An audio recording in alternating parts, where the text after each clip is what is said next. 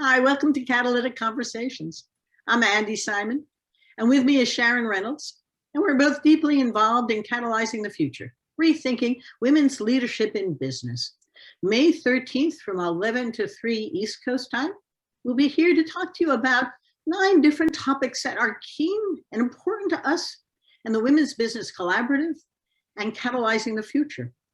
We want to rethink how women are leading in business, how women are developing as entrepreneurs, how women can become the best they can be.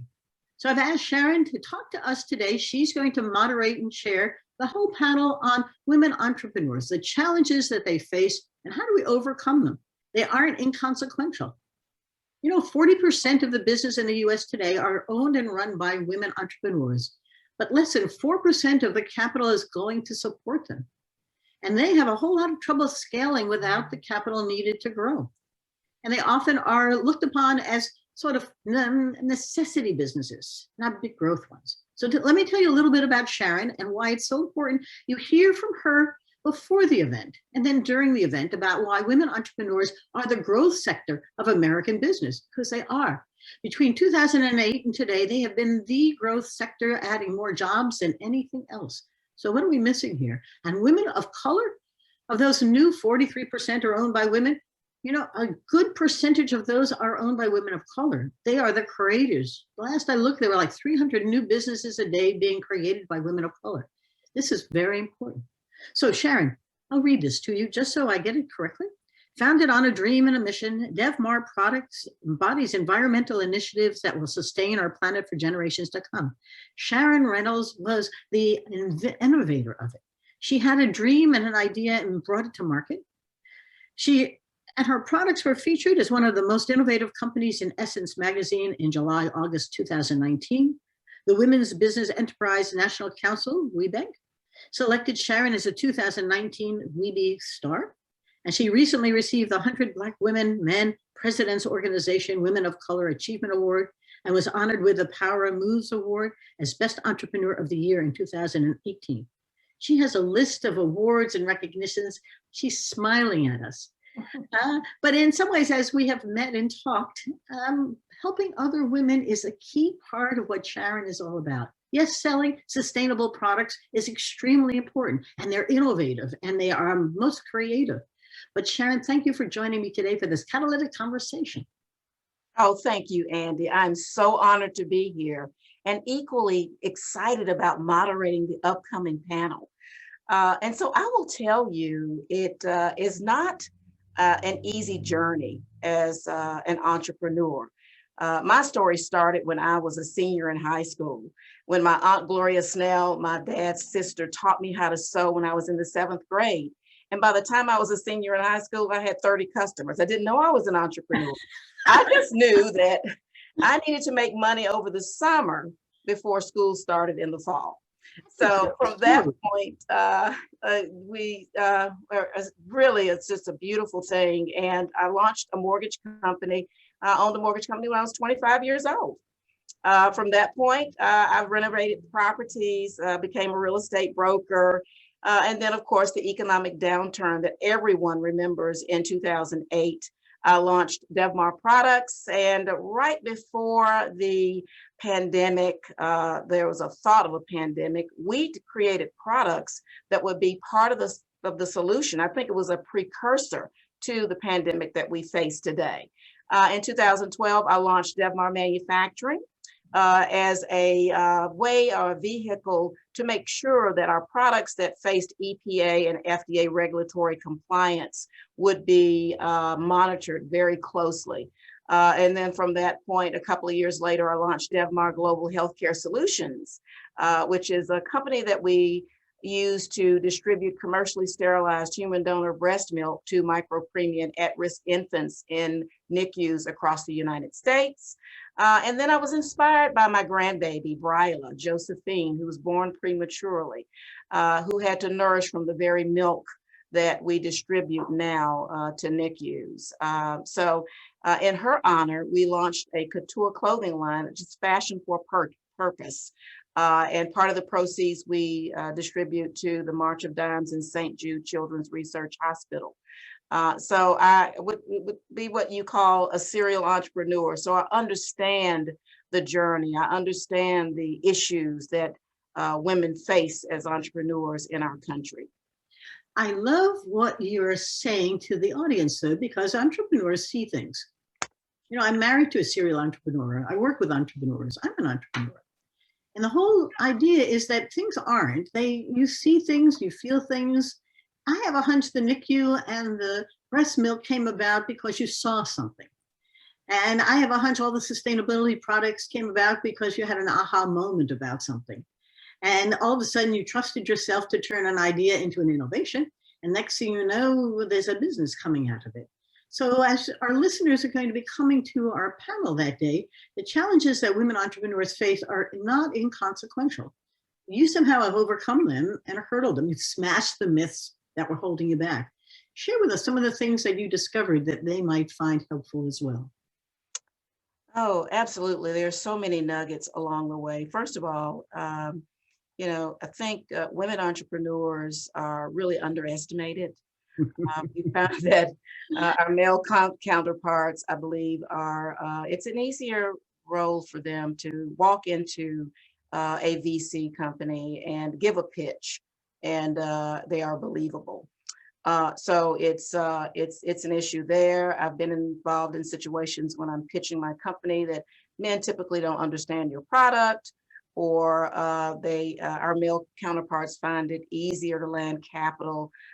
There was one quote that I heard that some investors said that young men are funded more easily because they are reminded of maybe the young versions of a Mark Zuckerberg or Steve Jobs, and so no role model for that's you. right. That's exactly right. So you have men who are the decision makers. It becomes, even more of a hurdle, but you don't stop. I am the person who doesn't take no for an answer. I've launched these companies because there was a need in every one of those areas, and they're all intertwined, and they all come together and really make sense for what I am trying to accomplish and achieve in my life's journey.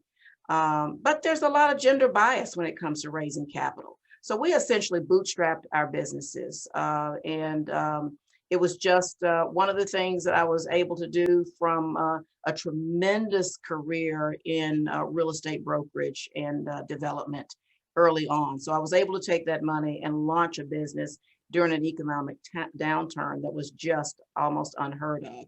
And so the access to capital is always a problem, especially for women and women of color, but we're overcoming that.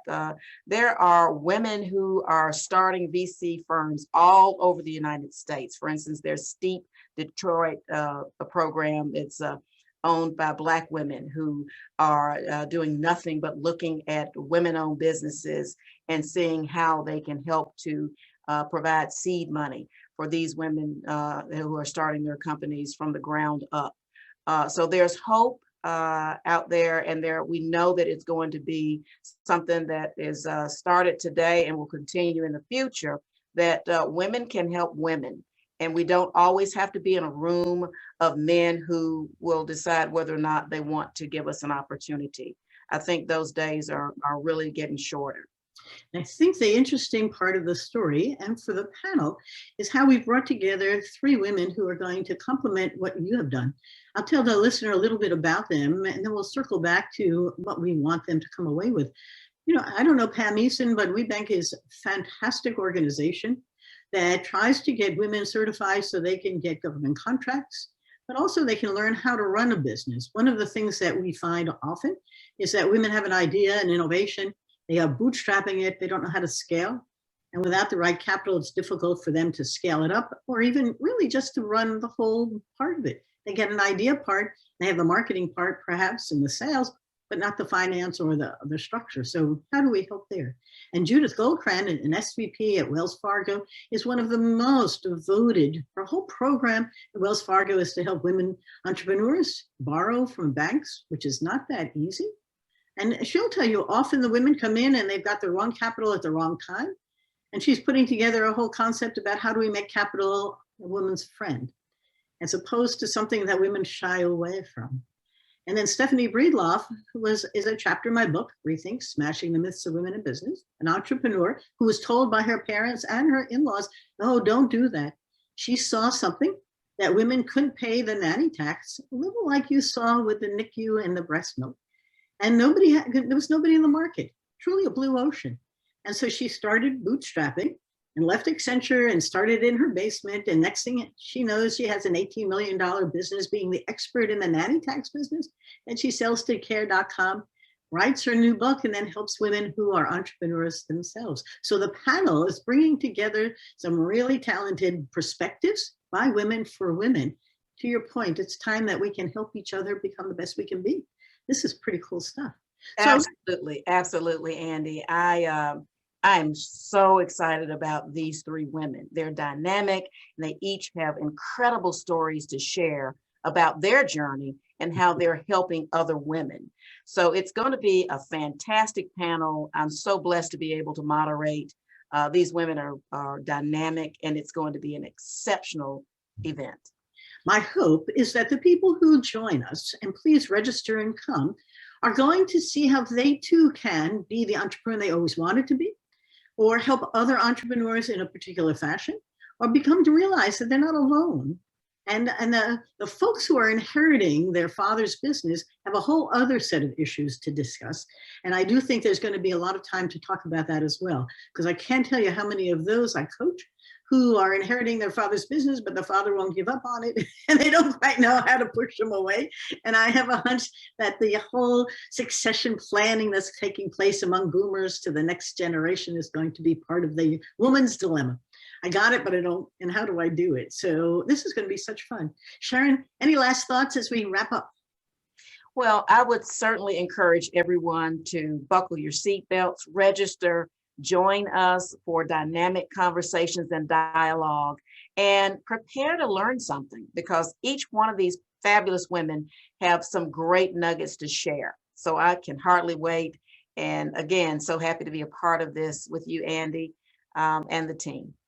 My pleasure. It's going to be fun. Thanks for you coming. We look forward to seeing you.